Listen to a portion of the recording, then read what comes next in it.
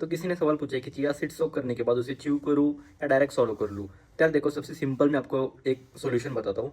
आपको क्या करना है, जब भी आप रात में सोते हो तो आपको एक ग्लास में पानी लेना है। उसमें आपको 1 या 2 टीस्पून आपको चिया सीड्स डाल देने हैं, भिगो के रखने हैं, ठीक है। तो वो सोक हो जाएगी। तो आपको सुबह जब भी आप उठते हो तो उठने के बाद जब भी चिया सीड्स सोक होने के बाद वो इतने सॉफ्ट हो जाते हैं कि आप उसे एक एक करके चबा नहीं सकते, पूरा उसे च्यू नहीं कर सकते। तो इसीलिए आपको क्या करना है कि कुछ आप च्यू कर लो और कुछ डायरेक्ट सॉलो कर लो। ये वो आपके ऊपर है। अगर आप च्यू करने लगोगे तो आपका टाइम बहुत जाएगा उसमें, क्योंकि आप उसको चबाने में बहुत टाइम लगेगा, क्योंकि वो सॉफ्ट होता है और वो एक जगह नहीं रुकता, वो मुंह में यहाँ वहाँ घूमते रहता है, क्योंकि वो सॉफ्ट हो जाता है सोक होने के बाद। तो आप अगर उसको डायरेक्ट भी सॉलो कर लेते हो वाटर के साथ तो भी कोई प्रॉब्लम नहीं है। तो मैं तो आपको इतना ही बोलूँगा कि कुछ आप च्यू कर लो और बाकी कुछ आप सॉलो कर सकते हो।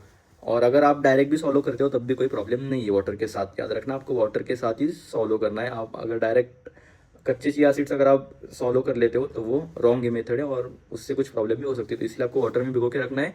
उसके बाद आप डायरेक्ट सॉलो भी करो या कुछ च्यू करके कुछ सॉलो कर सकते हो। तो ये एक सॉल्यूशन है और ऐसी वीडियोस आती रहती है पेज के ऊपर, तो पेज को आप फॉलो कर सकते हो।